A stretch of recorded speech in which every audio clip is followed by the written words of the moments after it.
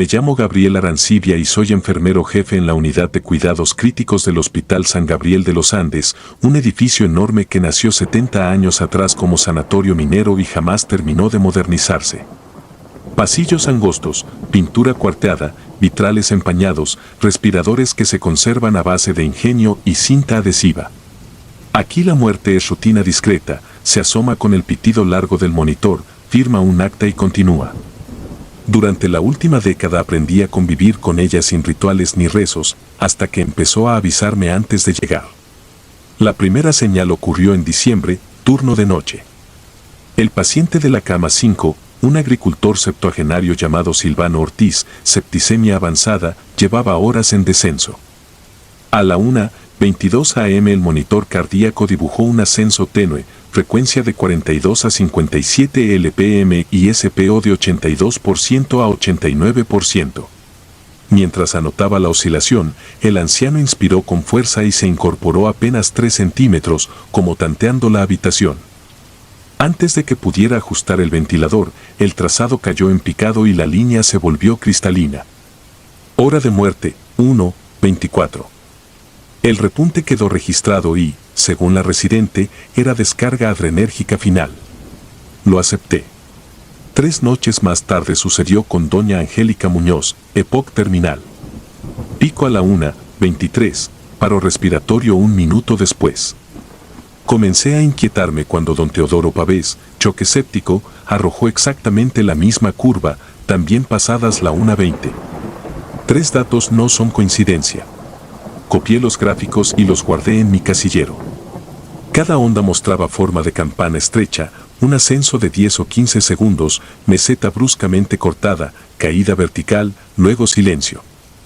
Lo bauticé el pulso de umbral. En febrero llegó Emilia Contreras, 28 años, politraumatizada en ruta. Pocas posibilidades.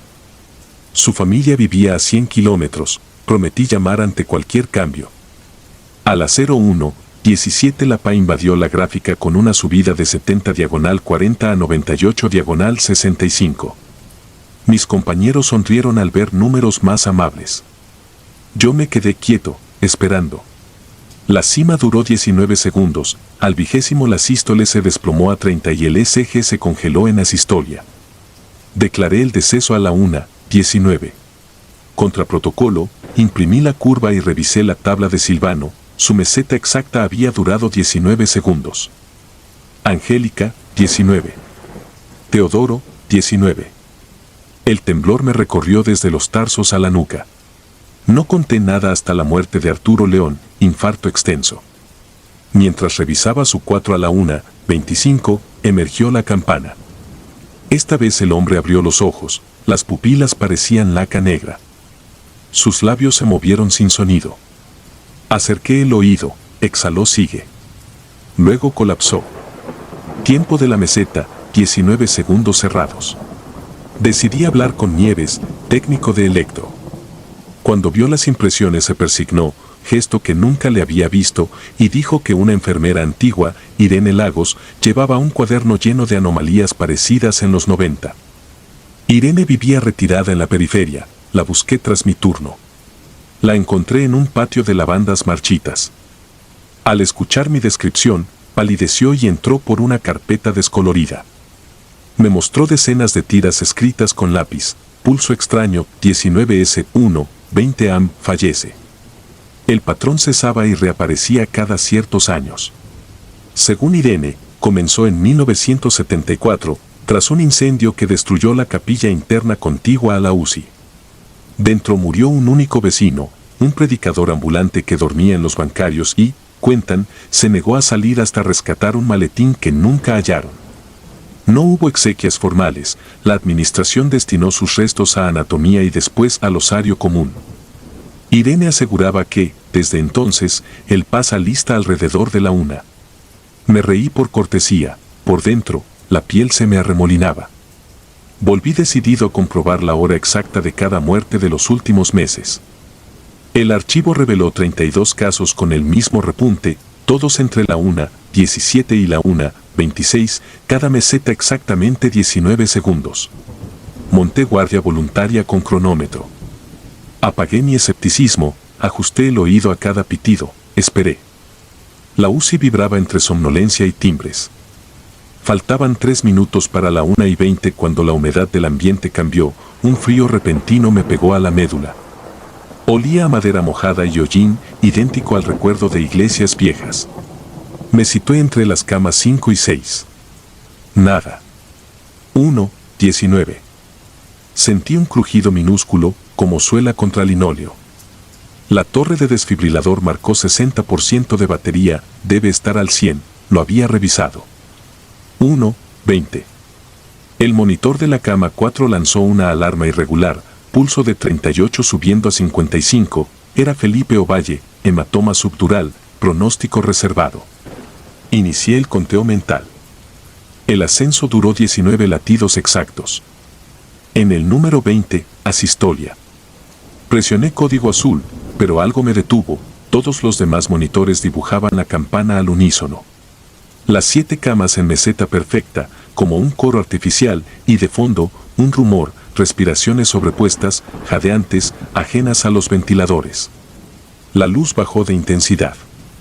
Un parpadeo después, la puerta de la antigua capilla, ahora depósito, chirrió. La abrí impulsivamente, la linterna reveló bancas rotas, un atril chamuscado y, sobre el piso, un maletín de cuero cubierto de hollín. Respiraba, no sé describirlo mejor. La tapa latía como un corazón lento y pesado. Nunca debí acercarme, pero el pálpito me atrajo. El cierre estaba frío como hielo de morgue. Al abrirlo, solo contenía un reloj de bolsillo detenido en las 1:20 y una tarjeta amarillenta, no he concluido.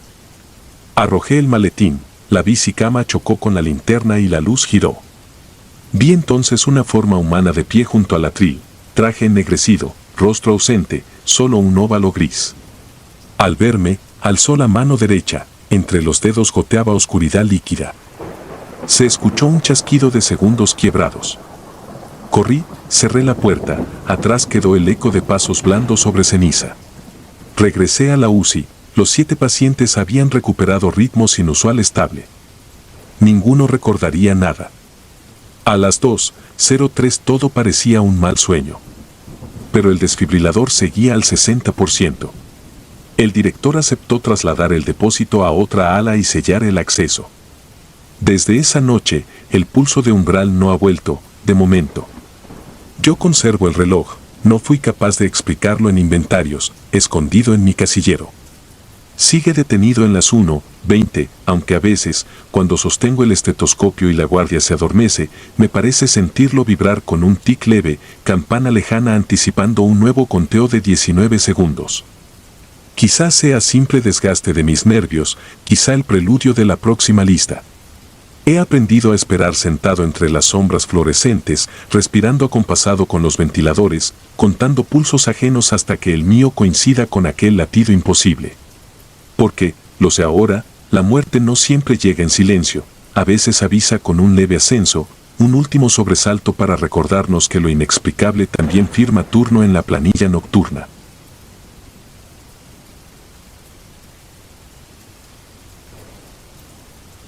Silencio en la sala 8.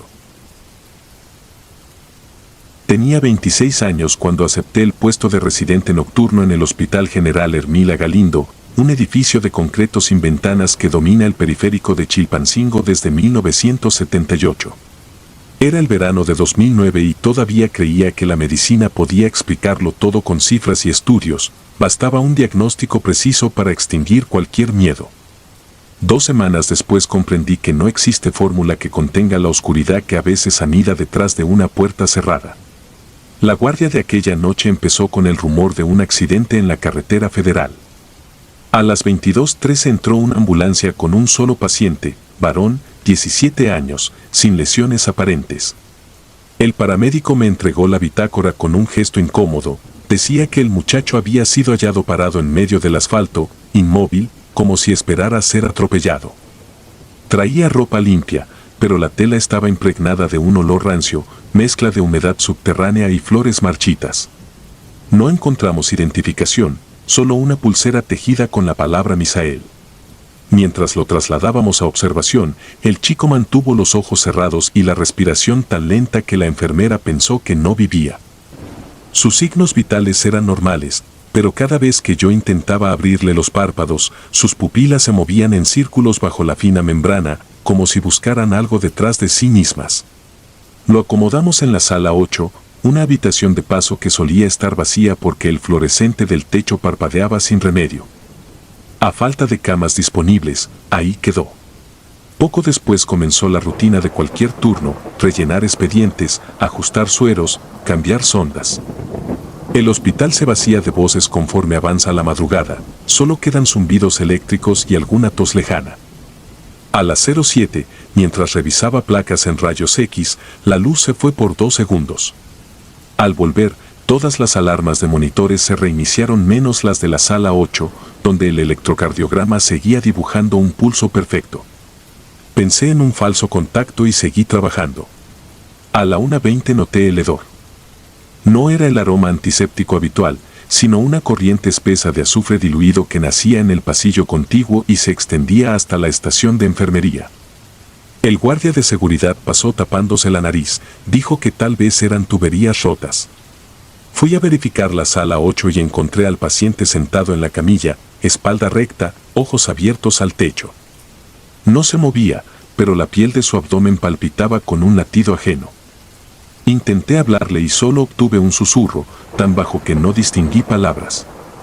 Sentí un impulso primitivo de huir, como cuando uno pisa algo vivo en la oscuridad. Regresé con la jefa de piso para solicitarle un sedante más fuerte. La DRA, Porras, revisó el expediente y autorizó midazolam. Volvimos juntos. La camilla estaba vacía. Antes de que el pánico nos paralizara, escuchamos un golpe sordo en el sanitario de la misma sala. Abrimos, el muchacho estaba arrodillado frente al espejo empañado, inclinando la cabeza de un lado a otro, como si estudiara su reflejo. Las luces intermitentes proyectaban su silueta en fragmentos. Nos observó a través del cristal y esbozó una mueca imposible de clasificar entre sonrisa y mueca de dolor. Levantó el brazo derecho y apoyó la palma sobre el espejo. En ese instante se apagó la lámpara del baño y nos quedamos a oscuras. 6 latidos después la luz regresó. El chico estaba desmayado en el piso, pero el reflejo que aparecía en el espejo seguía erguido con la mano extendida, congelado. Empujé la puerta de golpe y lo arrastramos a la camilla.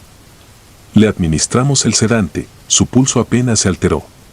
No pronunció palabra, pero del interior de su garganta salió un estertor que sonaba a fragmentos de lenguaje antiguo. La doctora, más curtida que yo, musitó que aquello no era medicina. Informamos a la dirección.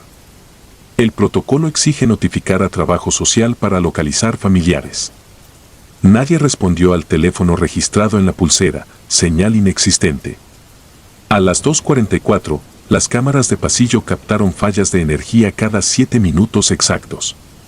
Cada apagón coincidía con un pico de interferencia en todos los aparatos alrededor de la sala 8. El ingeniero de mantenimiento descartó problema eléctrico, sugirió un generador cercano, pero no había ninguno. La enfermera Lucero, encargada del turno B, se negó a entrar de nuevo. Dijo haber escuchado voces dentro cuando pasaba el carro de medicamentos. Yo regresé solo. El aire estaba tan frío que exhalaba vaho. Encontré al chico amarrado con correas, pero sus manos habían soltado las cintas y reposaban sobre el pecho sin tensión. Tenía los ojos abiertos, iris tan dilatados que parecían pozos. Al acercarme, murmuró por fin una frase nítida: «No es mío este cuerpo».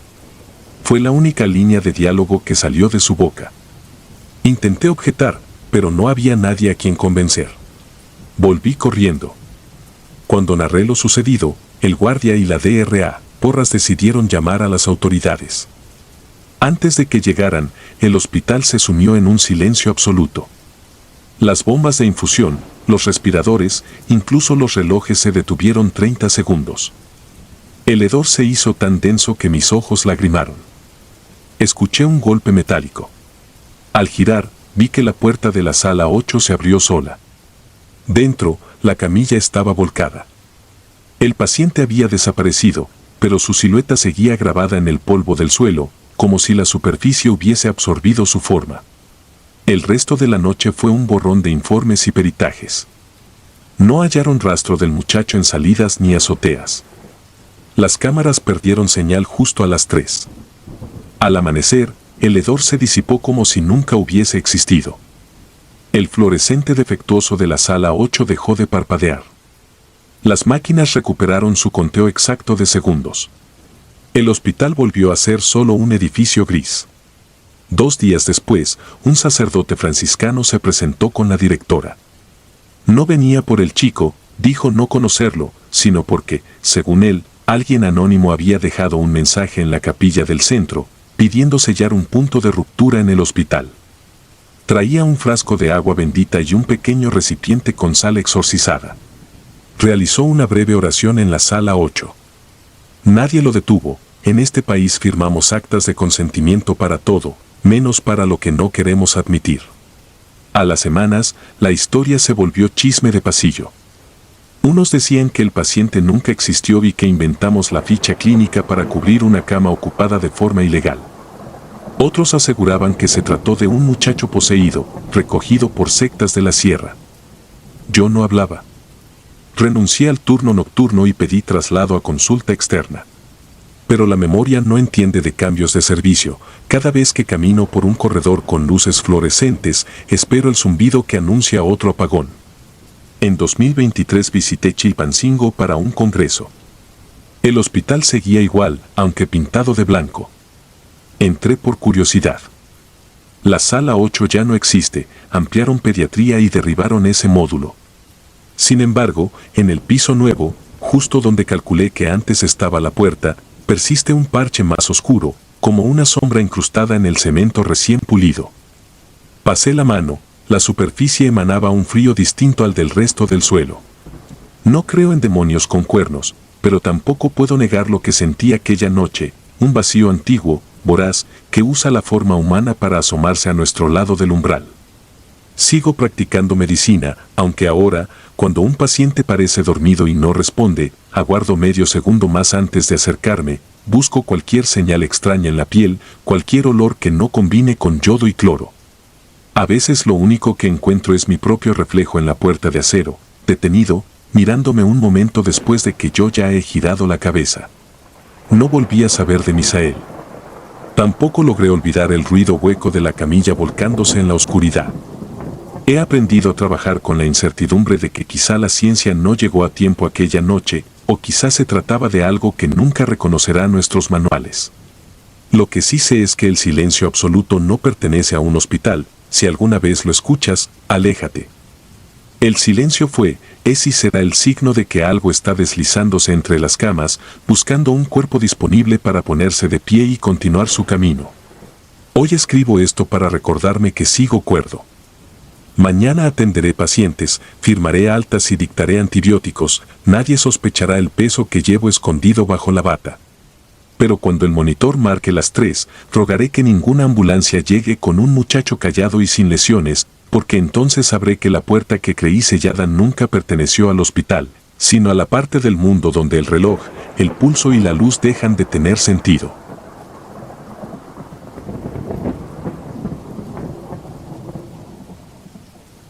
Turno negro. Recién egresado de enfermería, acepté el puesto nocturno en el Hospital General de Tecalpan porque el sueldo duplicaba cualquier oferta de la región. Me asignaron la Torre Vieja, 4 pisos abandonados durante años y reabiertos a medias tras la última remodelación. 2 médicos residentes y yo cubríamos de las 11 de la noche a las 7 de la mañana. El primer mes transcurrió sin novedad, intoxicaciones, partos prematuros, balazos de la sierra. Hasta que empecé a notar grietas en la rutina, delgadas como fisuras en un yeso fresco. Todo comenzó con los traslados silenciosos. A las 2 de la madrugada exactas, el elevador industrial se descolgaba desde el sótano hasta el 3er piso, donde se hallaba el llamado Observación C, un pasillo que aún olía a pintura nueva. Yo permanecía en Urgencias B, un nivel abajo, pero escuchaba el zumbido del motor y el golpe metálico de las puertas. Pregunté una vez qué movían a esas horas, la doctora Lizama respondió, sin dejar de escribir, que se trataba de pacientes inestables enviados a estudios. Nunca vi los registros de ingreso ni las planillas de laboratorio correspondientes. La madrugada del 18 de agosto tuve que llevar solución salina al almacén del cuarto piso. Era casi medianoche y el hospital dormitaba entre monitores y respiradores. Subí por las escaleras porque el elevador mostraba la luz roja de ocupado. En el segundo descanso llegó el olor, cloroformo mezclado con hierro, parecido a sangre tibia recién expuesta. Cuando empujé la puerta del cuarto piso, el corredor estaba a oscuras, solo parpadeaba el fluorescente sobre la puerta 407. Desde allí provenía un murmullo de voces acompasadas. Me asomé entre las lamas. Dentro, una camilla rodeada de pantallas portátiles, sobre ella, un cuerpo delgado inmóvil, atado con correas de cuero. 3 figuras con batas verdes se inclinaban sobre el tórax. No usaban cofias ni cubrebocas. Susurros, 17 mililitros, aún reacciona, aumenta la dosis. Una mano sostenía una jeringa gruesa cargada con líquido oscuro. Sentí un hielo seco recorriéndome la espalda. Recogí el carrito del suero y bajé sin ser visto. Al día siguiente extendí mi inquietud al jefe de enfermería. Don Rutilo tenía décadas en la institución, sus ojos de tormenta parecían haberlo presenciado todo.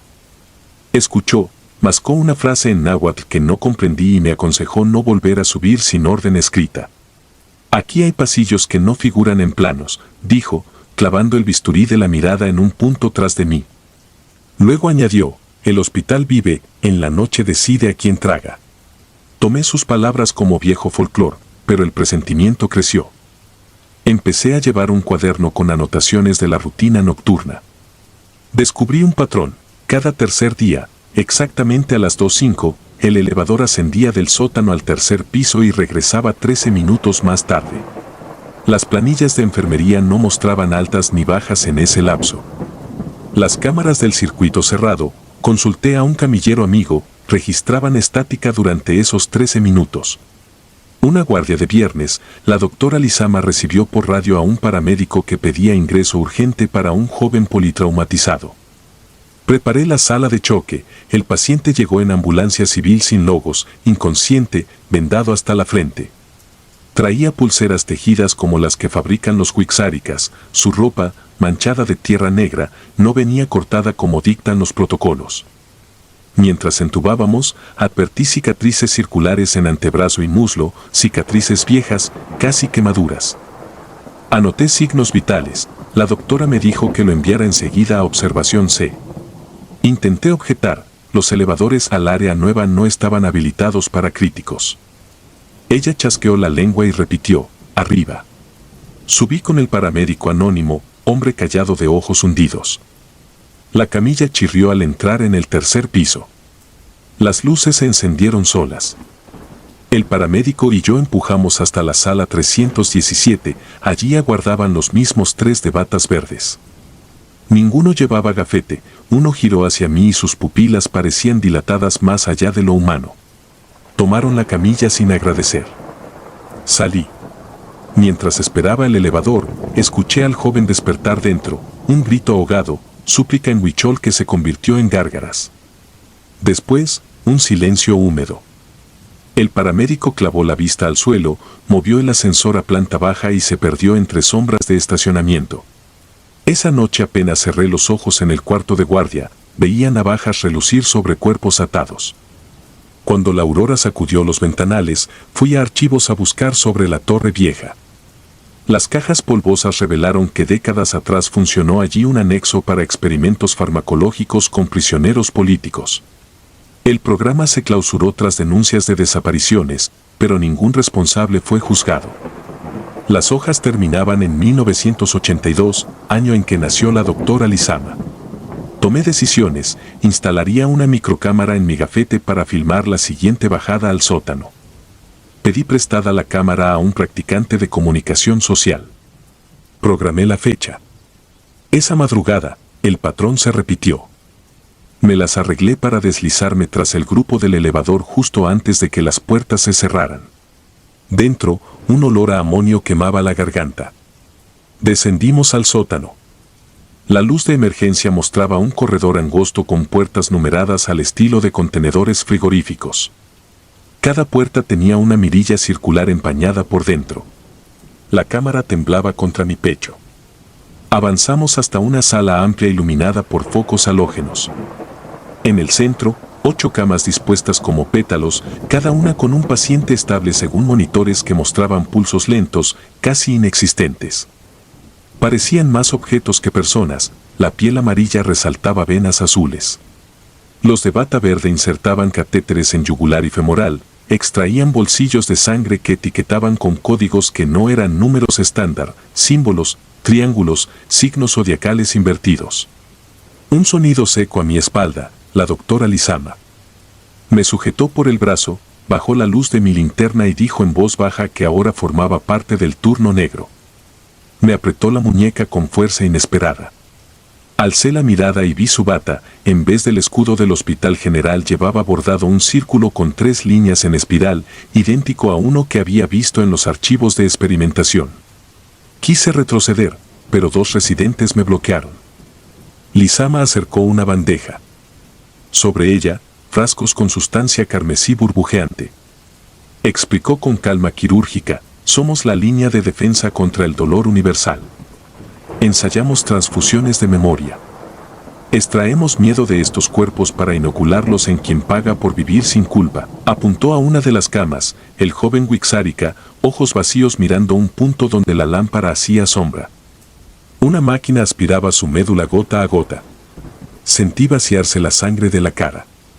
Lizama susurró que, si colaboraba, tendría doble sueldo y acceso a la inmunidad. Si denunciaba, nadie creería, la cámara borraría su contenido al salir del piso, el hospital trabajaba con abolladuras en la realidad. Me condujeron al ascensor. En planta baja me soltaron con una orden, regresar al servicio y destruir mis notas. Cuando salí, el reloj marcaba las 2:18, arriba, el hospital parecía normal, hormigueo de enfermeras cambiando sueros, llanto de recién nacidos.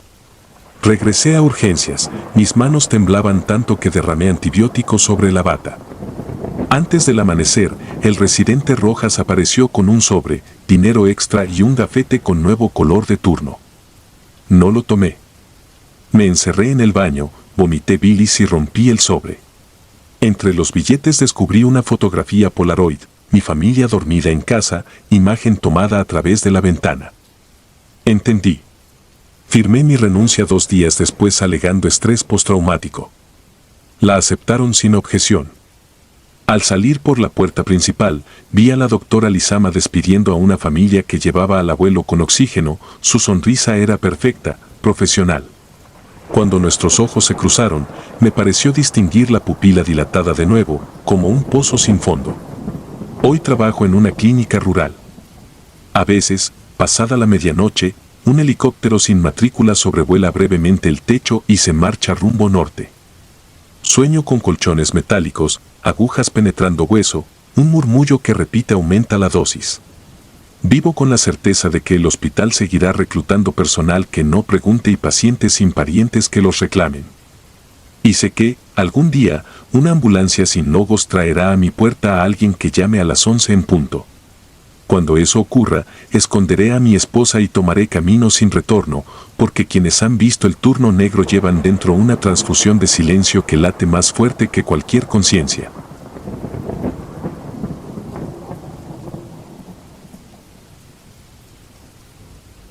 Efecto 1, 55. Mi nombre es Hugo Parra, internista del Hospital General Nuestra Señora del Arce, un edificio vetusto encajonado entre cerros lluviosos en la región de Los Ríos, Chile. Nunca simpaticé con los relatos de pasillos embrujados, soy de esos médicos que recitan creatininas para ahuyentar el miedo. Pero desde lo ocurrido el 4 de mayo de 2023 me he sorprendido contando los segundos que faltan para las 1:55 am, temiendo el instante en que la luz titubea y la sombra vuelve a reclamar su turno de guardia. Aquel jueves me tocaba noche con personal mínimo, la enfermera jefe Elena Robles, 2 técnicos y yo. Afuera caía un temporal que arqueaba los pinos, adentro, el hospital parecía un organismo sedado, monitores silbando, bombillas mortecinas, olor a desinfectante recalentado. A la 1:50 revisaba a un diabético deshidratado cuando el monitor central dio un bip agudo. Presión de oxígeno en quirófano marcaba 0 kPa, algo absurdo porque no había cirugía programada.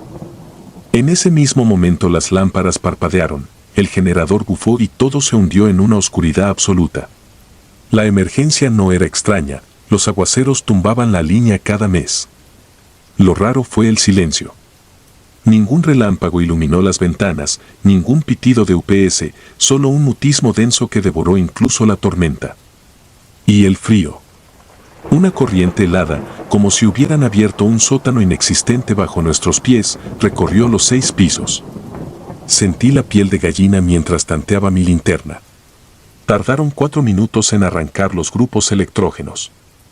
Cuando la luz volvió, Elena llamó por radio: «Doctor, revise la sala 12, la señora Torres se queja de un hombre parado junto a su cama». La paciente era una anciana lúcida con fractura de cadera, no tenía delirium ni demencia. Fui. Torres temblaba, juraba haber visto, durante el apagón, la silueta de un varón alto con gabán empapado que olía a tierra y que se disolvió en cuanto las luces zumbaban de regreso. Para tranquilizarla, revisé la puerta, cerrada, y le ajusté opioides. Sin quererlo, anoté la hora, 1:55. 2 noches después, otro apagón al mismo minuto exacto. Esta vez yo estaba en archivo cuando escuché rodar la camilla metálica del pasillo, pese a que ningún paciente debía moverse. Salí con la linterna, la camilla estaba en medio del corredor, frenada, y sobre ella yacía una sábana plegada en triángulo que antes no estaba allí. El interior olía a curaré viejo, aquel olor agrio de instrumental almacenado décadas. Al fondo, la puerta de rayos X oscilaba con un crujido, aunque el resorte hidráulico estaba roto desde hace años y solía quedar trabada. Elena se plantó junto a mí, rostro cenizo. Susurró que el tablero de enfermería mostró por un segundo la llamada de oxígeno bajo en una habitación vacía, el viejo Box 5 de aislados, clausurado desde 2019. Cuando fuimos a comprobar, hallamos un rastro de humedad sobre las placas del suelo y la válvula de pared abierta. Bajo la película de agua se dibujaba una huella de zapato estrecho con suela de cuero, impropia del calzado sanitario. Esa madrugada revisé las bitácoras eléctricas, los cortes ocurrían siempre a la 1:55 am exactas, duraban entre 3 y 5 minutos y no existían antes de la tormenta del día 4. Además coincidían con picos anómalos de consumo en la línea muerta del pabellón viejo, clausurado hace 10 años. Informé al jefe de mantenimiento. Él inspeccionó el cuarto de generadores y volvió lívido. Alguien, o algo, había escrito fin en el polvo del tablero, con un solo trazo, justo bajo la hora crítica marcada por el reloj. Indagué historia clínica e incidentes. Encontré un parte amarillo, fechado 4 de julio de 1989, que registraba la llegada de un hombre NN, hallado golpeado en un camino vecinal y fallecido quirúrgicamente por hemorragia hepática a la 1:55 am. Quedó catalogado como indigente, no hubo familiares ni autopsia reglamentaria porque el médico responsable, sumario interno lo confirmó, murió de infarto 48 horas después. El cuerpo, sin etiqueta, fue derivado a anatomía patológica. El archivo terminaba allí. Esa noche quise racionalizar lo hallado, coincidencias, histeria colectiva, fallas técnicas. Pedí al camillero Rivas acompañarme al antiguo pabellón, núcleo de la anomalía eléctrica. Empujamos la puerta herrumbrada, olor a formalina añeja emergió como bocanada de sótano. Al fondo, una lámpara obsoleta colgaba balanceándose sin que hubiera corriente de aire. Noté algo que me heló la sangre, una silueta se proyectaba sobre la pared opuesta, alargada, con cabeza ladeada, mientras ante nosotros no había nadie. Rivas retrocedió, la linterna me temblaba. El destello se apagó cuando las luces del hospital volvieron a parpadear, marcaban 1:55. Corregí mi reloj de muñeca, pero estaba sincronizado con el patrón del hospital. Aquella sombra surgía siempre en el intervalo sin luz, jamás antes. Comencé a registrar con la cámara del celular, apoyada en el ventanuco de la UCI. 2 madrugadas sin novedad, la tercera, al reproducir el video, encontré un fotograma singular, Todos los cuadros aparecían negros entre 1:55 horas y 2 minutos y 1:58 horas y 15 minutos salvo uno, en el cual una figura masculina de hombros encorvados atravesaba el pasillo en dirección a sala 12. Al ampliar, se percibía la bata de quirófano de algodón azul celeste, el modelo usado hasta los 90, y gotas oscuras salpicando la pechera. No había rostro, la cabeza quedaba difuminada, como si la luz la devorara. Entregué la captura al director, ordenó instalar cámaras térmicas. Esa misma mañana la señora Torres falleció de insuficiencia respiratoria inesperada. Cuando retiraron sus pertenencias, Elena halló dentro del cajón de la mesita una foto antigua, mostraba a un hombre joven con rasgos indígenas, traje y corbata, parado frente a la vieja entrada de este hospital. Al dorso, la fecha, 1955. Varios funcionarios afirmaron no haber visto nunca a Torres recibir paquetes ni visitas. La tensión escaló. Técnicos empezaron a renunciar. 2 auxiliares sufrieron hipotermia súbita en plena actividad a las 01:56 sin razón ambiental. Yo mismo desperté una tarde con una huella dactilar amarillenta marcada en mi brazo, como si me hubiesen apretado con guante de látex viejo mientras dormía en la sala de médicos. Desesperado, contacté al doctor Cifuentes, jubilado y antiguo jefe de traumatología. Al oír mi descripción guardó silencio largo, luego confesó que el NN de 1989 fue víctima de heridas de arma blanca prolijamente limpias, raras para un ataque callejero. Nadie quiso firmar la autopsia porque los bisturíes aparecían cambiados de lugar, las bolsas se rompían, los guantes se hinchaban con aire frío. Terminaron incinerando el cuerpo sin informe final. Esa fue la última vez que el hospital realizó cremaciones internas, el horno fue sellado. Me guió hasta la bodega donde yacía el horno. Empujamos el candado precintado, la tapa se dio con chirrido metálico y un chorro de aire helado nos golpeó la cara. Dentro, apoyada sobre la parrilla oxidada, descansaba una única bandeja de aluminio. Sobre ella, un naipes recortado en forma de reloj marcaba 1:55, pintado con sangre reseca. Debajo, un bisturí oxidado con nuestro logotipo antiguo. En el metal se leía grabado un nombre borrado a golpes. El doctor palideció, dijo que él había ordenado destruir todo material quirúrgico de aquella época. Salimos sin tocar nada.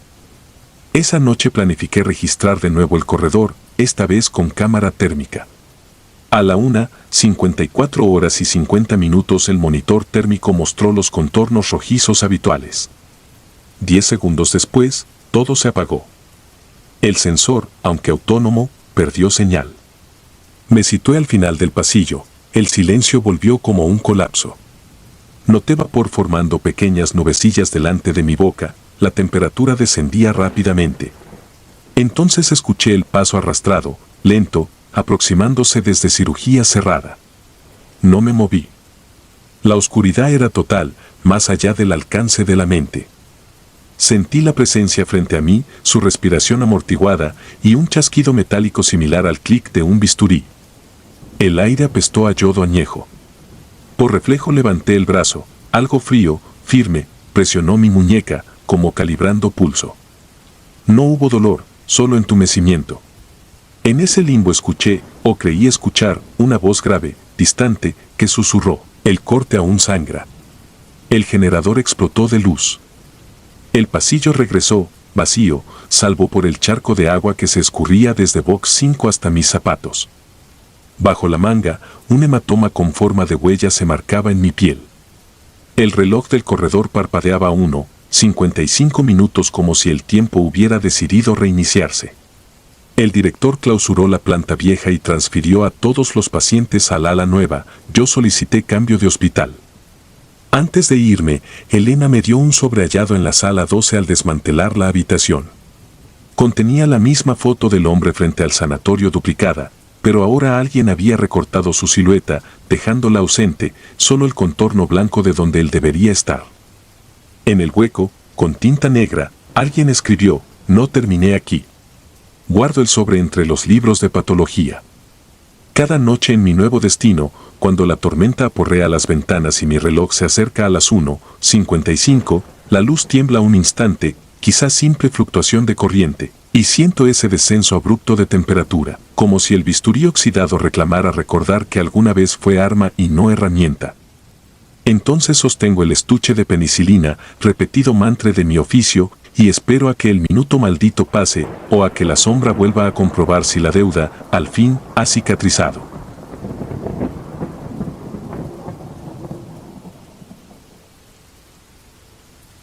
Guardia de sombras. El choque ocurrió a las 6 de la tarde, cuando el cielo aún ardía con la última luz de abril. Yo era la enfermera responsable de admisiones en el Hospital General de San Miguel, turno nocturno que comienza justo con el crepúsculo. Al llamar a urgencias avisaron, impacto frontal en la carretera libre, 2 ocupantes, la mujer apenas con rasguños, el hombre atrapado entre fierros. Llegó inconsciente, tórax hundido, fracturas abiertas. El quirófano se lo tragó en minutos, lo intubaron y lo subieron a la unidad de cuidados intensivos 2, una sala estrecha donde los respiradores resuenan como fuelles de herrero. Su esposa, a quien registraríamos como Julia P., se mantuvo de pie frente a la puerta batiente hasta que los camilleros desaparecieron al marido. Tenía la cara salpicada de cristal y el vestido regional empapado en sangre ajena. No quiso atención médica, solo preguntó dónde esperar. Le ofrecimos la sala de familiares del ala nueva, luminosa, con máquinas de café y sillones ergonómicos. Pero Julia se negó, quería permanecer lo más cerca posible de la UCI. Eso significaba ocupar la vieja sala de espera del 3er piso, vestigio de la construcción original de los años 70, cerrada al público salvo en emergencias. Intenté disuadirla como pude. Le dije que allí no había calefacción ni luces decentes, que a medianoche se filtraba el aire helado del tejado, que ni la policía custodio subía. Ella insistió, si él pelea por su vida, lo mínimo es aguardar donde pueda sentirme cerca. No tenía cabeza para supersticiones. Los internos conocen la historia, esa sala acumuló desgracias. 2 suicidios documentados en la década pasada, varios infartos fulminantes de parientes que recibieron malas noticias y, sobre todo, el motín silencioso de las apariciones. Entre compañeros nunca lo discutimos con seriedad, pero los guardias aseguran que a partir de las 3 de la mañana los televisores sin señal se encienden solos, que los portarretratos con imágenes de vírgenes voltean hacia la pared, que quienes se quedan despiertos distinguen, reflejados en los ventanales, rostros que no pertenecen a los vivos. Ni siquiera los médicos de guardia suben allí, prefieren telefonear al familiar si sobrevive el paciente o si no. Le entregué a Julia una colcha raída, la guié por el ascensor de servicio y la dejé frente a la puerta granular del 3er piso. Una fría ráfaga olía a yeso viejo. Le sugerí bajar cada 2 horas para actualizaciones. Ella asintió, ojos fijos en nada. Al regresar a la estación anoté en mi cuaderno, 23:10, familiar permanece en sala 3, alertar a Luisa y Toño. Eso bastaba como advertencia. A la 1 de la madrugada bajé a UCI para revisar suero. El esposo continuaba crítico, presión apenas sostenida por vasopresores. Al salir, el pasillo estaba vacío. Tomé el teléfono interno y marqué el número de la sala 3, timbró en la nada. Decidí subir en persona, cargando un termo de té caliente que siempre ayuda a quebrar la rigidez del insomnio en los familiares. Al abrir la puerta, me recibió un silencio compacto, como si hubiera entrado a un cuarto mal sellado. El fluorescente central palidecía intermitente. Julia estaba recostada en una banca metálica, la colcha cubriéndole hasta la barbilla. El televisor encendido mostraba nieve estática, sin sonido. En la otra punta del salón un hombre vestido con bata quirúrgica miraba el aparato, su espalda me bloqueaba el rostro. Pensé que era uno de los médicos jefes, así que no lo interpelé. Toqué el hombro de Julia. Despertó sobresaltada, le ofrecí el té y las novedades, sin cambios, signos igual de frágiles. Me di cuenta de que tiritaba y quise guiarla fuera, pero insistió en quedarse. Cuando miré de nuevo al hombre de la bata, ya no estaba. Las únicas salidas eran la puerta por la que entré y un ventanal cerrado con llave. Busqué con la mirada, quizá había pasado detrás de mí sin sentirlo, pero el pasillo afuera permanecía oscuro. Regresé al control con un nudo en el estómago. A las 2:57 se disparó la alarma del ascensor del personal, Alguien subía sin autorización a la planta clausurada. Luisa, compañera de guardia, me avisó, el panel marcaba desplazamiento entre tercero y cuarto, pero ese último nivel está en obras sin piso terminado. Asumí que era un error de sensores viejos. Cuando el indicador regresó al 3, se cortó la luz del ala completa, tardó 15 segundos en volver. Al reconectarse la corriente, los timbres de llamada empezaron a titilar en rojo sobre nuestros monitores. UCI 2 pedía asistencia urgente. Me precipité escaleras abajo. El esposo de Julia convulsionaba, saturación al 40%, líneas arteriales convertidas en arroyos negros. Mientras el intensivista intentaba maniobras, escuché a un camillero decir que el respirador se había apagado justo con el corte y no reinició pese al generador. Tras 20 minutos frenéticos, el monitor dictó línea recta. El médico declaró el fallecimiento a las 3:18, hora maldita entre pasillos. Subí de nuevo al tercer piso para notificar. Sentía la boca seca como estopa. Al empujar la puerta, hallé la sala iluminada solo por el resplandor de la pantalla. La estática del televisor ahora parecía formar sombras que se disolvían y recomponían. Julia estaba sentada, los ojos clavados en el vidrio. Las luces parpadearon y de pronto la imagen se aclaró como si quisiera sintonizar. Distinguí un cuarto de hospital, quizás este mismo, con filas de sillas vacías y una figura humana al fondo. La cámara, si se le puede llamar así, se acercó lentamente hasta que el rostro ocupó toda la pantalla. Era el marido, muerto minutos atrás, la piel todavía gris, los labios cerrados en una línea torcida de resignación. Un destello cruzó sus ojos y pareció sonreír con ternura macabra. Julia gritó y arrojó el control remoto. La imagen se disolvió en niebla. Corrí hacia ella. Detrás, en el pasillo, se escuchó el estrépito de un carro de curaciones que volcaba. Asomé, no vi a nadie. Cuando volví al interior, Julia se cubría el rostro con las manos. Le conté la verdad, no había manera suave, y creí que se desplomaría, pero solo murmuró, lo sabía, ellos vinieron por él. Con el rabillo del ojo percibí movimiento, siluetas humanas bajo la luz enferma del fluorescente, formándose en los asientos como si salieran del concreto. Algunas vestían bata de hospital, otras ropa civil ensangrentada, todas sonreían con las mandíbulas demasiado amplias. Una se alzó y caminó hacia nosotros, arrastrando la pierna rota con chasquido húmedo. Era una mujer que yo recordaba, se había arrojado de la escalera del 5º piso el año anterior, después de recibir diagnóstico terminal. A cada paso, dejaba una huella oscura que se evaporaba. Tomé a Julia del brazo, pero la puerta no abría, como si un cerrojo invisible la sellara. Giré el pomo hasta lastimar mis dedos. Las luces se apagaron. Solo quedaba el fulgor azulino del televisor, donde ahora brotaban más figuras surgiendo de un corredor sin fin. Las presencias físicas rodeaban a Julia, noté que se inclinaban, sin tocarla, como inhalando su dolor.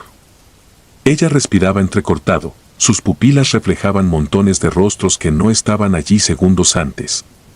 Recordé entonces la caja de fusibles del pasillo, un panel oxidado al que podían llegar chispazos de la tormenta eléctrica que azotaba la ciudad esa noche. A tientas, golpeé la puerta con el hombro hasta que cedió. Arrastré a Julia y corrimos. Las luces parpadeantes mostraban siluetas siguiéndonos, siempre a unos metros, doblándose para evitar el cono de luz. Alcanzamos la escalera y bajamos 2 pisos. Allí la electricidad era estable, el ambiente se sentía liviano, casi normal. Paramos cuando Julia colapsó de rodillas. Al amanecer, firmó el acta de defunción con la mirada ausente. No volvió a preguntar por la sala ni recogió la colcha. Yo subí con Luisa al atardecer, con la tarea de cerrar la habitación hasta nuevo aviso. Encontramos las sillas ordenadas, el televisor apagado y la pantalla cubierta de huellas grasientas similares a dedos. Sobre la mesa de centro, la colcha doblada en triángulo perfecto y una tarjeta hospitalaria que no pertenecía a ningún paciente actual, el nombre de la mujer suicida, fallecida un año atrás, turno nocturno, 3:18. Desde entonces, la dirección clausuró la sala con cadenas. Pero cada vez que truena la red eléctrica, los ascensores tiemblan y los guardias del circuito interno registran, en la cámara 07, un resplandor que recorre el tercer piso y se detiene frente a la puerta sellada. Sonríe. Espera. Porque el dolor atrae al dolor, y ese cuarto parece vivir de las pérdidas recién nacidas entre muros blancos. Yo sigo en urgencias, he aprendido a frenar mi compasión en la boca del estómago. Pero cuando un familiar insiste en quedarse, donde pueda sentirse cerca, invento cualquier pretexto, encierro salas, apago luces. No volveré a regalar carne viva al corredor de las sonrisas rotas.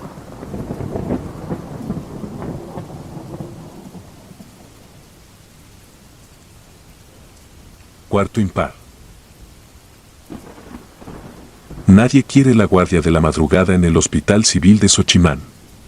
Aquí el sueño se interrumpe con monitores que chillan como murciélagos, camillas que arrastran su chirrido por pasillos descascarados y el eco de plegarias pronunciadas a media voz por familias que esperan un milagro módico. Sin embargo, descubriría que nada de eso infunde verdadero terror. Lo monstruoso reside tras la puerta de un cuarto clausurado, donde el silencio pesa tanto que dobla el acero. Ingresé como interno hace 6 meses, con el orgullo inflamado y la esperanza de aprender todo lo que la universidad solo insinúa. Durante la inducción, la jefa de enfermeras nos mostró quirófanos, laboratorios, morgue, pero al pasar por la sección poniente señaló un segmento recién pintado y soltó: ese tramo queda fuera de servicio. Si buscan jeringas de repuesto, vayan al ala norte. Más tarde supe que esa restricción giraba alrededor del 113, una habitación colocada como vértice del pasillo, puerta doble de metal con 2 cerrojos y un pequeño ventanal opaco cubierto por cinta en forma de cruz. El personal lo llamaba simplemente el impar. El historial del 113, según narración oficiosa, se escribió 5 años atrás. Admitieron a un muchacho de 19 años por apendicitis avanzada, intervención exitosa, posoperatorio estable. A las 48 horas presentó un delirio súbito, gritaba nombres que nadie reconocía, rasgó los tubos de suero y terminó convulsionando. La doctora de guardia afirmó que mientras entubaban, el joven se incorporó con una fuerza impropia y murmuró algo en un idioma desconocido antes de desplomarse sin pulso. Radioemergencia, reanimación infructuosa, defunción certificada 3 minutos después. Desde entonces, cualquier equipo conectado allí se apagaba sin causa, las sábanas aparecían replegadas en el suelo y se escuchaban pasos ligeros cuando la luz se extinguía. Mantenimiento selló la pieza, la catalogaron como bodega eventual, aunque nadie la utilizara. Las primeras noches en planta baja no percibí rarezas. Pero al rotar a piso 2, pasé frente al 113 cada vuelta para checar drenajes. Aquella puerta atraía la mirada como ojo abierto en pared ciega. Sobre todo a las 3:15, momento en que la vibra del hospital cambia de color, los nían sustituyen al murmullo diurno, y cada alma viva intenta ignorar el goteo detrás de muros. Una madrugada recibí orden de buscar un catéter triple lumen, stock agotado en farmacia. El residente sugirió revisar los armarios abandonados del ala poniente. Eché a andar bajo luz mortecina. Llegué ante la doble puerta marcada 113. El cerrojo de arriba pendía abierto, solo el inferior cerraba con pasador. Insistí varias veces hasta que se dio con un chasquido. Un olor viejo, mezcla de desinfectante rancio y polvo caliente, golpeó mi nariz. Entré con el celular iluminando.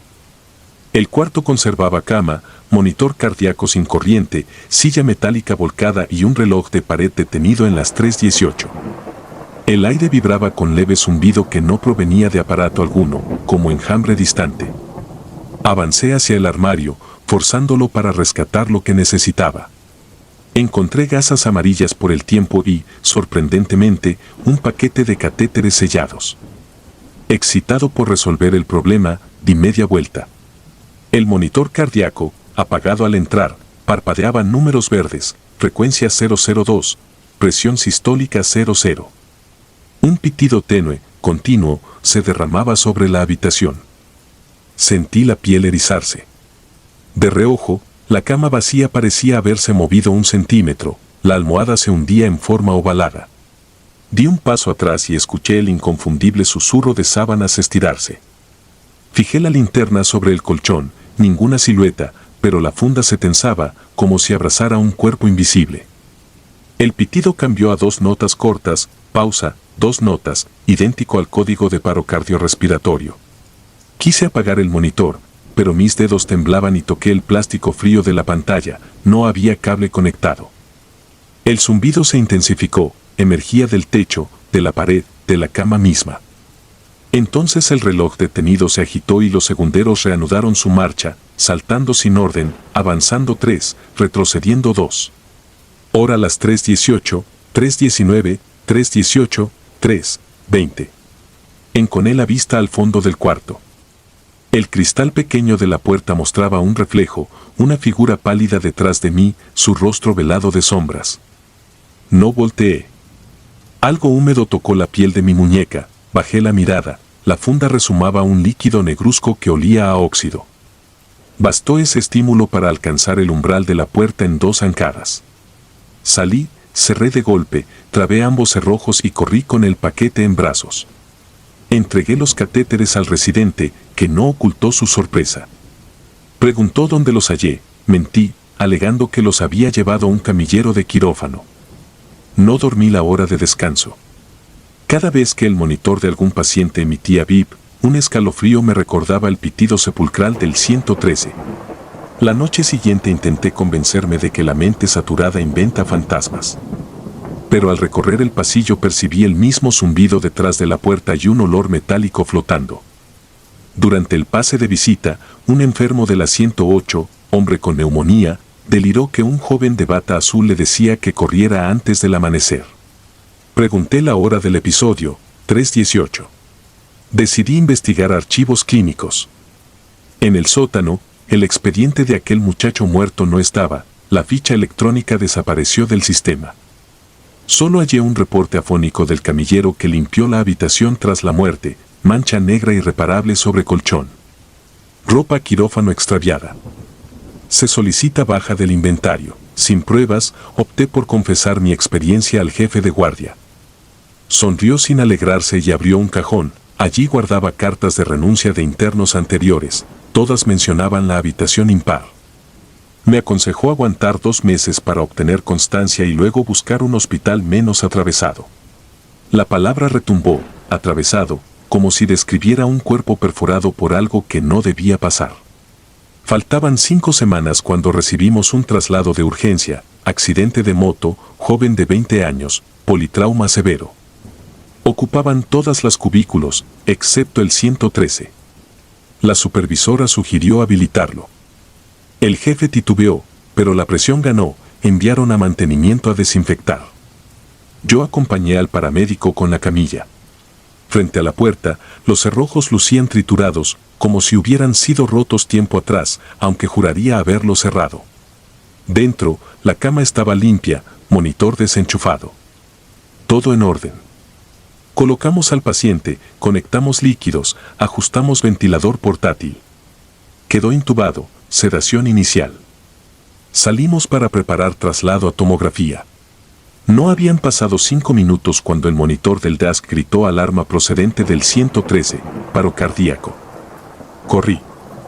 Encontré al joven arqueado, ojos abiertos en terror. El tubo traqueal arrancado yacía a su costado. El monitor marcaba 002. Inicié RCP, pedí desfibrilador. Mientras comprimía, sentí la piel enfriarse, detrás de mí, pasos ligeros, alguien se acercaba descalzo sobre el linóleo. No quise mirar. Repetí ciclos, pero cada choque mostraba actividad nula. Declaré hora de muerte, 3:18. Atrás, el zumbido del techo giraba como avispero. Me volví, nada, salvo la humedad negra filtrándose por la pared, delineando una silueta humana delgada. La supervisora entró, vio el charco oscuro, puso rostro de horror, no otra vez. El director clausuró definitivamente la sala. Sellaron con placas atornilladas. Sin embargo, el olor a óxido continúa brotando cada madrugada. Enfermeras reportan patines que ruedan solos, registros cardíacos que bajan a 002 durante segundos, siempre a la misma hora. Los más viejos dicen que el joven muerto fue víctima de negligencia, sangrado interno ignorado, agonizó pidiendo ayuda que nunca llegó. Quedó atrapado reclamando asistencia eterna. Yo firmé mi constancia y me fui.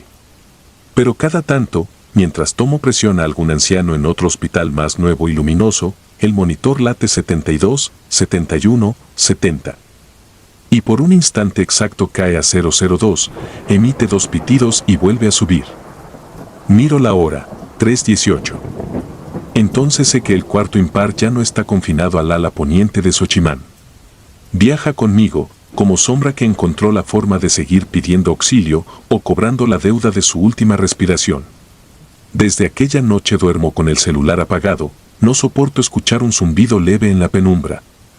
Y, cuando el insomnio muerde, recuerdo el contorno oscuro que se dibujó en la pared, una figura de 20 años, piel pegada, ojos rojos de romper llanto.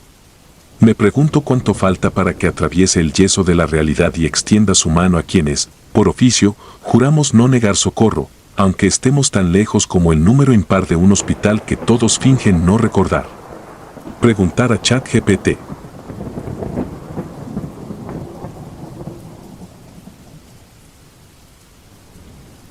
Turno de tinieblas. Soy Alejandro Torres, enfermero desde hace 12 años. He visto de todo, balaceras que llenan las salas de urgencias, madres que paren entre disparos, ancianos que mueren esperando cama. Pero, nada me preparó para la madrugada del 17 de junio de 2011, en el Hospital General de Torreón, cuando la violencia del narcotráfico reventó la puerta de nuestro mundo y dejó entrar algo más denso que la muerte. Aquella noche empezó con un rumor, una fiesta de barrio atacada por hombres armados. En minutos las ambulancias con sirenas rotas inundaron la rampa. La sala se volvió un océano de camillas cubiertas de sangre fresca que olía a pólvora. El aire temblaba con el llanto contenido de los sobrevivientes y con el gruñido de los respiradores que no alcanzaban para todos. Yo corría de un cubículo a otro intentando taponar heridas que parecían pozos sin fondo. Las manos se me volvían resbaladizas, pero el frío real llegó cuando lo vi a él. Era un hombre de unos 60 años, traje gris arruinado por polvo y sudor. No tenía vendajes ni cortes visibles, aún así se sostenía apenas. Se plantó frente a mí con ojos que parecían abrirse demasiado. Sentí como sus dedos, gélidos como metal al amanecer, se cerraban en mi muñeca con una fuerza imposible. No gritó, apenas susurró, y aún así me retumbó en los oídos. Por favor, salve a mi hija. Me señaló el pasillo que conducía al quirófano de choque. Le prometí ayuda y seguí corriendo porque otro monitor se había quedado plano. Cuando quise volver para tomar sus datos, el anciano ya no estaba. Supuse que lo habrían llevado a valoración, en aquellos desbordes todo se evaporaba. Las horas se fundieron. Entre cada sutura y cada descarga, la sensación del hielo en mi piel regresaba, recordándome al viejo. A las 3:40 de la mañana, con la adrenalina agotándose, me ordenaron bajar a la morgue improvisada en el sótano del estacionamiento. El quirófano oficial y la morgue principal habían rebasado su capacidad, alineábamos cuerpos dentro de bolsas grises en el cemento manchado de aceite. Bajé con Marcela, interna de servicio social, ambos con cubrebocas empapados más de sudor que de sangre. El generador fallaba a intervalos y las lámparas de emergencia lanzaban zarpazos de luz anaranjada que parecían burlarse de la oscuridad. El silencio aquí no era alivio, era macizo, como si ocupara espacio. Empezamos a registrar placas y pulseras. Cuando levanté la cremallera de la bolsa número 27, el estómago se me contrajo. Allí estaba el mismo hombre del pasillo. Mismo traje gris, mismas manos huesudas. Su rostro conservaba el rictus de quien aún espera respuesta. La etiqueta colgando de su muñeca decía, hora de ingreso, 20:15. DOA, 20:15, 40 minutos antes de que me suplicara por su hija. Retrocedí un paso, luego otro. Sentí que algo me apartaba del mundo, un zumbido grave como si todo el hospital respirara en mi nuca. Pensé llamar a Marcela, pero la voz se me quebró. No quería pronunciar la locura, él habló conmigo. Cerré la bolsa con manos que temblaban tanto que sentí quebrarse el cierre. Terminé el registro mecánicamente, como si hubiera olvidado ser persona. Al subir otra vez, la urgencia estaba más tranquila. Varios pacientes habían sido derivados, otros, estabilizados. Me obligué a revisar cada cama buscando a la hija fantasma. En la cama 14, una joven con el rostro velado por vendajes dormitaba abrazada a un osito de peluche cubierto de sangre seca. La placa decía Lourdes Huerta, 19 años. Diagnóstico, herida de bala en hemitórax, pronóstico delicado, pero viva. Noté algo más. En su muñeca izquierda llevaba una pulsera hospitalaria nueva, colocada por mí hacía una hora, y una segunda pulsera, vieja, casi ilegible, con un número tachado. Intenté leerlo, 27. En ese instante la muchacha abrió los ojos, dos círculos vidriosos que parecían buscar algo detrás de mí, y soltó un hilo de voz. Papá. La máquina marcó taquicardia súbita. Acudí al ventilador, ajusté flujos y sedantes, la frecuencia bajó. Cuando giré de nuevo, vi que la pulsera usada ya no estaba en su brazo, como si jamás hubiera existido. No quise discutir con mi cordura. Anoté la hora, puse todo en la bitácora y corrí al cuarto de seguridad. Revisar cámaras sin permiso es motivo de despido, lo sé, pero necesitaba la prueba de que no estaba enloqueciendo. Rebobiné al punto exacto en que el hombre me sujetó. La imagen mostraba algo aterrador, yo hablando solo en un pasillo vacío, reaccionando a una presencia invisible. Mi muñeca se hundía, claro, pero ninguna mano la apretaba. El frío volvió, asociado ahora a una certeza, el anciano me había hablado desde el otro lado. Me quedé mirando la pantalla sin parpadear hasta que el guardia, un tipo que apenas conocía, me tocó el hombro y me dijo que ya salía el sol. Salí a la explanada, sintiendo que el alba debía traer paz, y sin embargo el amanecer se veía de un gris enfermizo. Pasaron semanas. Lourdes sobrevivió, su pulmón cicatrizó rápido para la gravedad del caso. No volvió a preguntar por su padre. Cuando le dieron el alta, le entregué la medalla que encontraron entre los restos de su vestido, una cruz de plata llena de abolladuras. Ella sonrió con una gratitud tan frágil que dolía mirarla. Yo no mencioné el sótano ni la plegaria congelada. Creí que la historia terminaría allí, pero en nuestras vidas los finales no existen. A las 2:17 de la mañana del 14 de julio, mientras cubría otra noche, sentí el mismo chasquido de huesos helados cerrándose en mi muñeca. No había sirenas ni disparos esta vez, solo el zumbido de los fluorescentes. Entonces oí una voz conocida, no en mis oídos sino dentro de mi pecho, vibrando en el esternón. Gracias. Me volví, el pasillo estaba vacío, pero el termómetro digital del carro de paro descendía 1 grado por segundo. Me quedé allí, respirando vaho que no debería existir en pleno verano lagunero, hasta que la temperatura regresó. Cuando por fin pude moverme, me di cuenta de que mi muñeca lucía un leve hematoma semejante a una huella de dedos. No volví a verlo. Aunque, a veces, al ingresar por la puerta de urgencias, siento esa mordida de escarcha y oigo pasos que no coinciden con los míos. En los registros oficiales, la bolsa 27 desapareció semanas después, atribuida a un traslado mal documentado. Nadie pareció notarlo, solo yo mantengo el recuerdo del traje gris que nunca llegó manchado de sangre porque la muerte lo había vestido antes de tiempo. Contar esto no me alivia, pero lo necesito. El hospital enseña que la línea entre vida y muerte no es un muro, es una cortina que se mueve con la menor corriente. Aquella madrugada aprendí que hay amor incluso donde creemos que solo hay ceniza, un padre que, aún muerto, camina por pasillos saturados de dolor para pedir que salven a su hija. Nosotros, los que respiramos bajo luces blancas, apenas rozamos esa dimensión con guantes empapados, ellos atraviesan paredes, relojes y protocolos para proteger un último latido. Si después de leerme vas a dormir, recuerda que las puertas automáticas del hospital se abren incluso cuando el detector no registra a nadie. Tal vez sea un error mecánico. O tal vez un visitante que ya no necesita autorización. Yo, por mi parte, sigo cumpliendo turnos. Cada vez que una camilla chirría en la rampa, miro a ambos lados buscando un traje gris que me devuelva su frío. No le temo, sé que, cuando aparezca, solo vendrá a recordarme que en esta frontera de agujas y monitores el amor también sangra y, a veces, se levanta del suelo para proteger aquello que todavía late.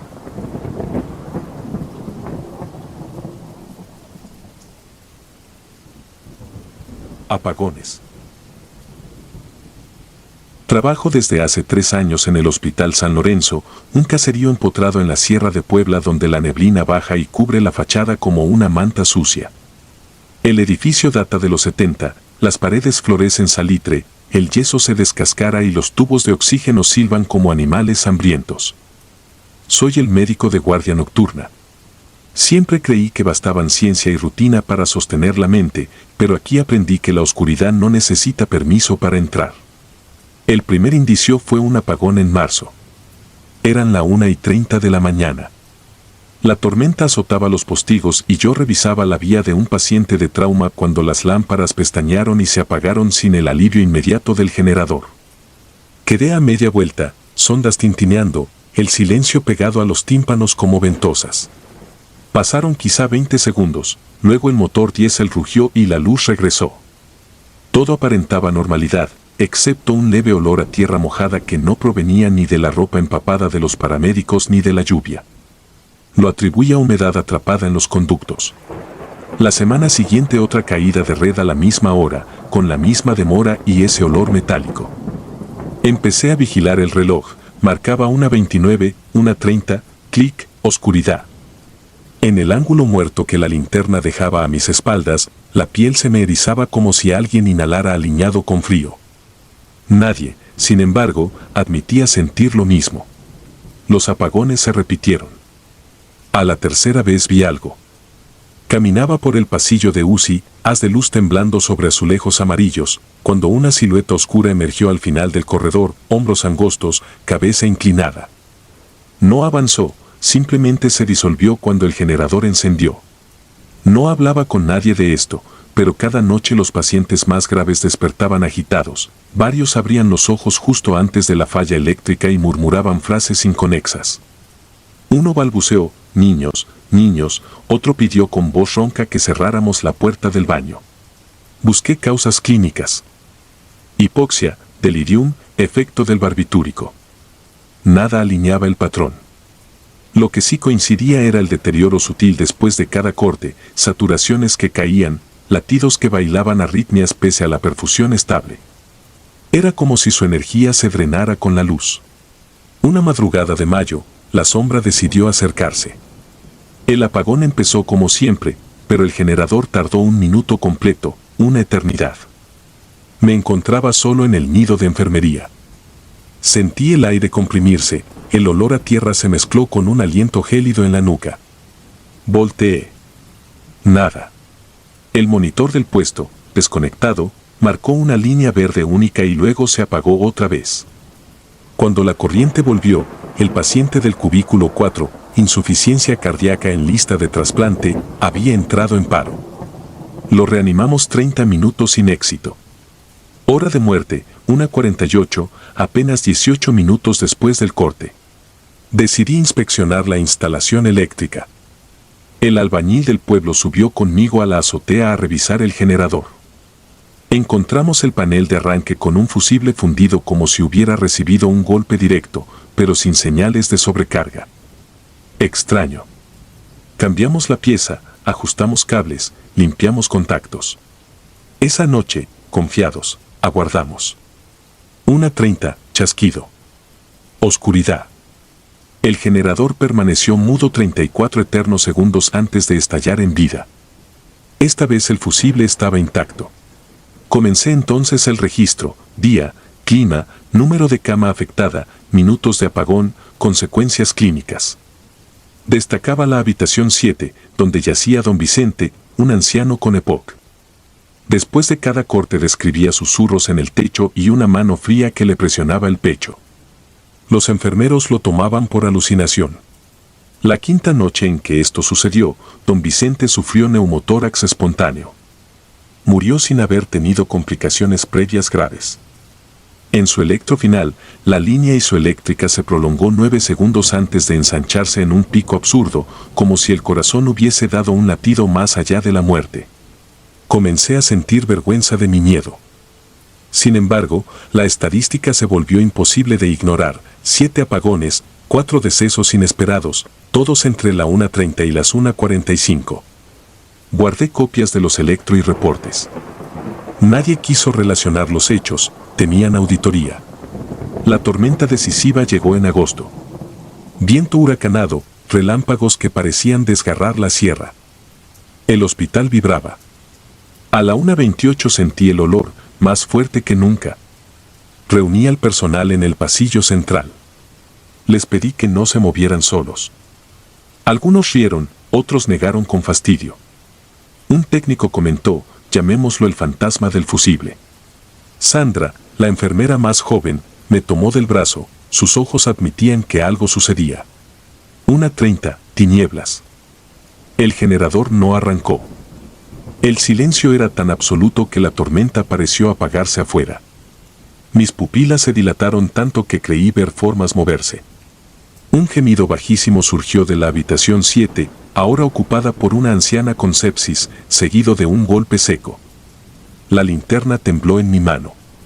Sentí la presencia detrás, respirando, y un murmullo grave, inteligible, justo al lado de mi oído izquierdo. El olor se tornó nauseabundo, como carne fresca bajo lluvia. Di un paso hacia adelante. Sentí una presión helada en el hombro, leve pero firme, impidiéndome avanzar. Los segundos se arrastraron como plomo hasta que un destello recorrió el pasillo, el generador explotó con un rugido y las luces de emergencia prendieron. Me volví. El pasillo estaba vacío. Sobre el azulejo, marcado en humedad, había un contorno semejante a una pisada desnuda, elongada, apuntando hacia la UCI. Corrí a sala 7. Encontré a la paciente sentada en la cama, ojos abiertos al techo, sin respiración pero con labios aún rosados. El monitor seguía sin luz, coloqué mis dedos en la arteria carótida y una descarga me recorrió hasta los codos. Por un instante juro que sentí su pulso irregular, fuerte, luego nada. Llamé código azul. La reanimación fue inútil. Otra muerte sin causa inmediata. Mientras rellenaba el acta, escuché pasos detrás y la voz de Sandra, apenas un suspiro, está aquí. Giré, estaba sola. Esa fue la última noche que trabajó con nosotros. Al día siguiente presentó renuncia irrevocable. Sin respaldo de dirección, envié mi evidencia a un amigo ingeniero eléctrico. Su respuesta me heló. Los registros de voltaje mostraban caídas perfectamente simétricas, artificiales, como si alguien apagara el suministro desde dentro y lo mantuviera en un umbral específico de 90 segundos. Ni más ni menos. Eso requería manipular un interruptor oculto entre la red principal y el generador. Solo había un punto así, un bypass clausurado cuando se instaló la nueva planta. Se encontraba en un viejo cuarto de mantenimiento, zona abandonada. Decidí entrar. Forcé el candado. Dentro, el polvo formaba capas, sin embargo, el interruptor lucía limpio, sin óxido, la palanca aceitada. Noté huellas poco profundas dirigirse hasta él, trazos ovalados, sin dibujo de suela. La linterna alumbró el panel, marcado a tiza, alguien había dibujado un círculo y dentro la hora la 1:30. Bajo la cifra, letras torcidas, no he terminado. Dejé el hospital esa misma semana. Meses después, supe que las fallas continuaron, aunque menos frecuentes, como si la cosa buscara nuevos hábitos. Nadie relaciona ya los decesos. Yo no he vuelto a un turno nocturno. Cada vez que la casa cruje de madrugada, miro el reloj. Si las manecillas rozan la 1:30, me sorprendo conteniendo la respiración, escuchando en la penumbra el rumor de un generador que nunca arranca y el paso callado de una presencia que todavía espera en el corredor, lista para extinguir la luz y reclamar, ni siquiera sé qué, del otro lado del umbral de mi razonamiento.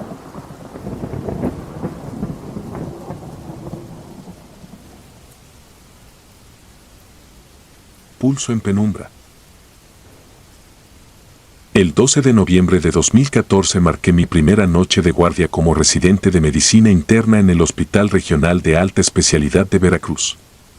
Había pasado los últimos meses entre clases, presentaciones y rondas diurnas, pero aquel turno prometía ser la prueba definitiva de mi Tempel. La lluvia golpeaba la azotea metálica como una advertencia y, a las 11 en punto, el jefe de piso me entregó las llaves de las salas de aislamiento con un gesto que interpreté como un aviso: mantente alerta.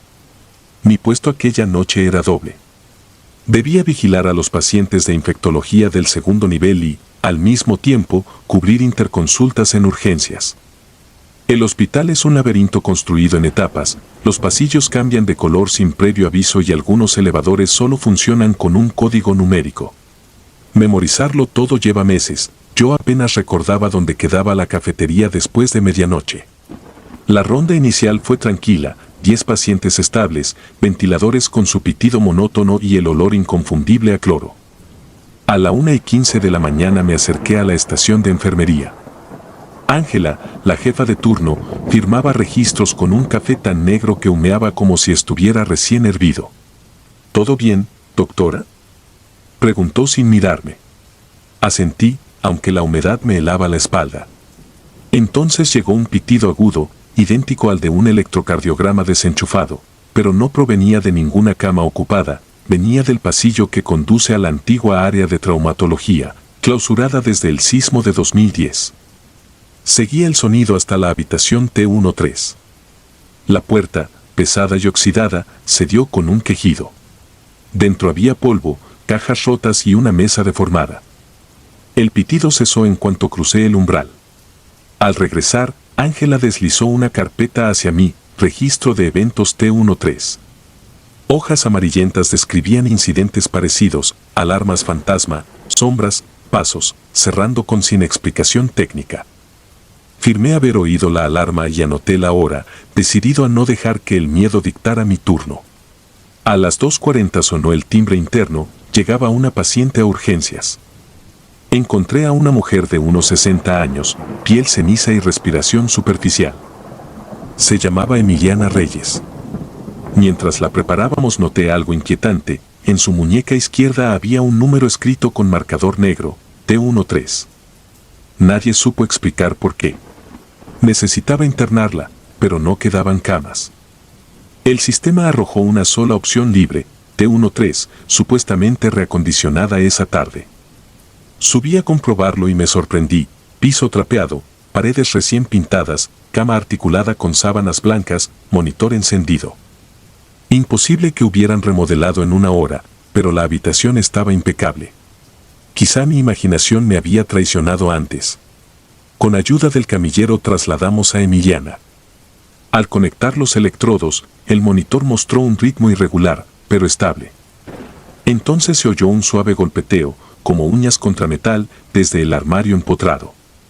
Lo abrí, solo batas quirúrgicas. El pulso en pantalla cayó a 40. Administré atropina, subió a 75. Coloqué el estetoscopio y, bajo el latido, escuché un retintín metálico acompasado. Miré el reloj, 3:33 de la mañana. Emiliana abrió los ojos, negros y dilatados. No habló, solo exhaló un suspiro húmedo. Sus labios formaron una palabra casi inaudible, aquí. El retintín cesó. El monitor marcó línea plana. Código azul. Compresiones, adrenalina. No hubo respuesta. Declaré la muerte a las 3:39. Mientras preparaba el body bag, vi que en su muñeca el T13 se había borrado y ahora decía T14. Pero en esa planta no existía tal cuarto. Bajé con el celador en el montacargas para cadáveres. El ascensor se detuvo entre pisos, el aire se volvió helado. De la nada, sonó la alarma de un monitor. La luz titiló y, por un instante, el cuerpo pareció moverse dentro de la bolsa. El celador gritó, forzamos la puerta y salimos a un pasillo desconocido que olía a formol y óxido. Cuando logramos volver al mapa habitual del hospital, ninguno podía explicar por qué el elevador se había abierto en un nivel que no figuraba en los planos. Busqué al jefe de mantenimiento, juró que T13 seguía clausurada, no había energía ni remodelación autorizada. Volvimos juntos y hallamos el pasillo cubierto de polvo, como antes. Dentro de la habitación, todo estaba en ruinas otra vez. Mi mente se negó a aceptarlo. En la estación, Ángela hojeaba expedientes antiguos. Encontró uno sellado, Emiliana Reyes, óbito el 12 de noviembre de 2010 a las 3:39 de la mañana, habitación T13. Exactamente 4 años antes, minuto por minuto. 7 pacientes más murieron allí en la misma franja horaria durante una racha fatídica, todos llevaban escrito T13 en la piel. Tras cerrarla, el monitor nunca dejó de encenderse solo. El timbre de llamado volvió a sonar, T13, código rojo. El corredor estaba oscuro, sin señal de luz de alarma, pero el sonido insistía. Volví a empujar la puerta y encontré el monitor emitiendo línea plana sobre una camilla vacía, encima, un estetoscopio retorcido como si algo lo hubiese estrangulado. El pitido se transformó en un eco hueco que me golpeó el pecho. A las 5, la primera claridad del día apenas filtraba tras las cortinas. Presenté mi renuncia verbal y recogí mis cosas. Mientras firmaba, sonó el conmutador interno. Contesté sin pensar. Del otro lado, solo escuché aquel tic metálico idéntico al latido imposible. Colgué de inmediato. Hoy trabajo en una pequeña clínica rural donde los pasillos mueren a las 9 de la noche. Algunos dicen que exagero, que el estrés explica lo vivido. Tal vez. Pero cada madrugada, a las 3:39, despierto con el retintín de un monitor que ya no existe golpeándome los tímpanos. Los hospitales guardan tragedias y despedidas incompletas, pero descubrí que también conservan ciclos que se repiten, latidos anclados al hierro y al concreto, esperando al desafortunado que los escuche. Si alguna vez aceptas un turno nocturno, memoriza el mapa, reza por no trabajar en una sala clausurada y, sobre todo, nunca ignores el sonido de un monitor solitario. Podría ser solo una batería gastada, o un corazón que se niega a dejar de sufrir.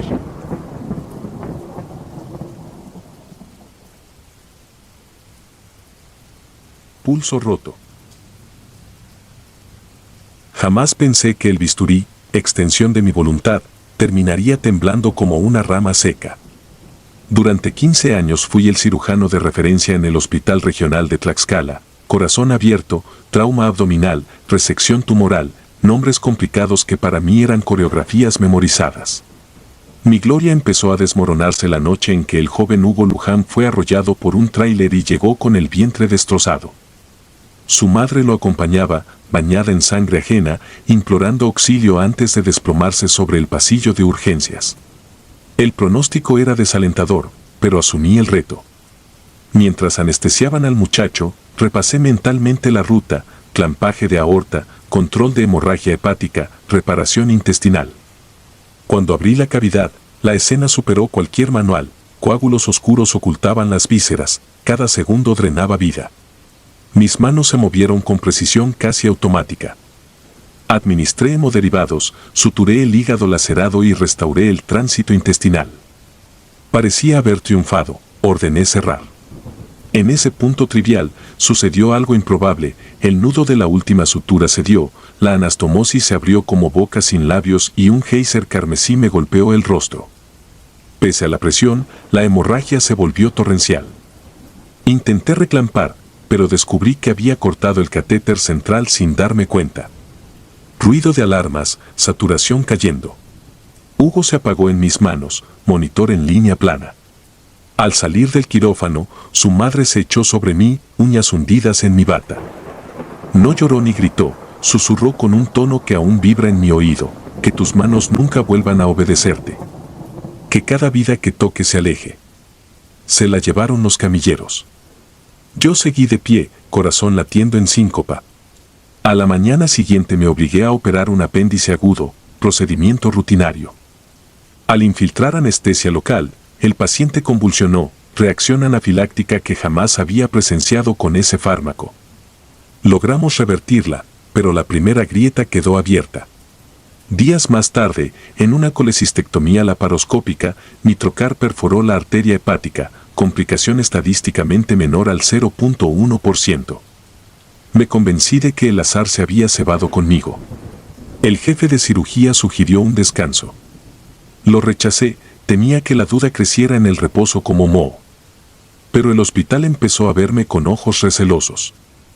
La instrumentista evitaba mi mirada cuando le pedía pinzas, los residentes cuchicheaban datos de mortalidad. Apenas driblaba las críticas, ocurrió el tercer golpe: mujer de 60 años, hernia diafragmática, en la inducción anestésica aspiró contenido gástrico. No era mi responsabilidad directa, pero llevaba mi nombre en la lista quirúrgica. Murió en UCI 48 horas después. Mi prestigio se convirtió en sombra que me precedía por los pasillos. El rumor de la maldición circuló con rapidez. El personal de limpieza se persignaba al cruzarse conmigo. Yo racionalizaba, lapsos, fatiga, coincidencias estadísticas. No obstante, al llegar la noche, revivía la voz de Hugo Luján en la sala de choque, exhalando su última bocanada mientras yo, impecable, tomaba la decisión fatal de cerrar demasiado pronto. Comencé a notar detalles que antes pasaba por alto, mis guantes se rompían con facilidad, el hilo quirúrgico aparecía deshilachado dentro de los sobresellados, los monitores fallaban al pasar bisturí eléctrico. La gestión hospitalaria atribuyó los incidentes a recortes de presupuesto. Yo veía un patrón alrededor de mí. Intenté comprobar mi pulso en momentos aleatorios, lo hallaba arrítmico, como marcando tiempos de otro corazón ajeno. Una madrugada, Urgencias recibió un lesionado por arma blanca. Nadie más se atrevía a tomar el caso conmigo de guardia, así que preparé el quirófano solo con 2 enfermeras nuevas. Cuando abrí, la hemorragia interna era manejable, pensé que quizá rompería la racha. Todo transcurría sin tropiezo hasta que el foco cenital zumbó y se apagó. El respaldo eléctrico tardó apenas un segundo, pero fue suficiente para que, en la oscuridad, mi mano resbalara y el bisturí rasgara la vena cava. Al sobrevenir la luz, la cavidad era un lago rojo. La enfermera me pasó la compresa, noté sus labios moviéndose en oración. Luché 30 minutos y perdí. Otra muerte por hemorragia masiva. Firmé mi renuncia esa misma semana. Antes de irme, entregué mis notas a un colega de confianza, llevaba contadas 8 complicaciones mayores en 43 cirugías, probabilidad estadística absurda para un solo operador. Me instalé en un departamento modesto de la colonia industrial, lejos del rango del hospital. Las noches se poblaron de sonidos imaginarios, bisturís chocando, monitores haciendo un bip largo que exaspera los nervios. Intenté rehacerme en clínicas privadas, envié currículos con un perfil discreto. Apenas me contrataban, surgían percances, suturas que se soltaban, gasas olvidadas por instrumentistas, infecciones fulminantes en pacientes que yo apenas revisaba. 2 demandas civiles después, entendí que la maldición era más que metáfora.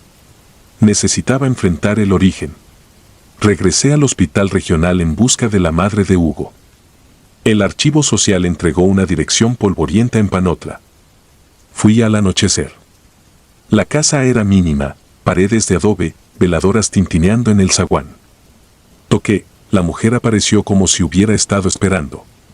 Sin darme espacio para disculpas extendió una foto del hijo, ojos vivaces, labios curvados, y me dijo que, desde su muerte, él no hallaba lugar. Cada muerte subsecuente que rozaba mis manos nutría su peregrinaje, su espíritu se agarraba a la carne recién despegada, incapaz de marcharse. Le pedí perdón, argumenté que hice lo humanamente posible. Ella negó con la cabeza, no pedía milagro. Pedía que lo velaras con tus cuidados hasta el final. Solo entonces comprendí, mi orgullo me había hecho cerrar sin inspección final por confiar en el porcentaje de éxito. La maldición cobraba mi prepotencia. Acepté su condición de romperla, supervisar una operación que liberara, simbólicamente, la vida retenida.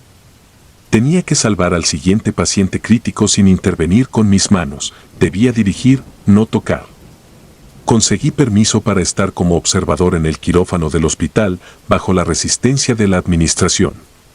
El caso llegó, niño atropellado, hígado lacerado, calcada condición de Hugo.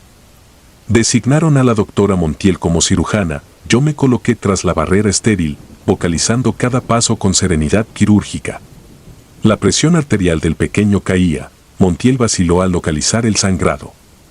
Guié su mano con palabras, indicando la pinza Satinsky, la sutura prolene, el patrón de Z.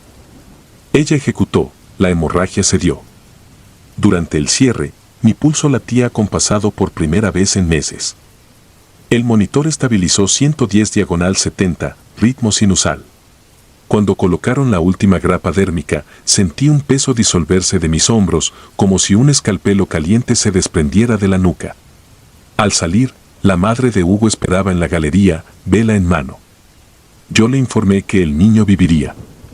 Ella alzó la vela, llamó a un nombre en voz baja y sopló.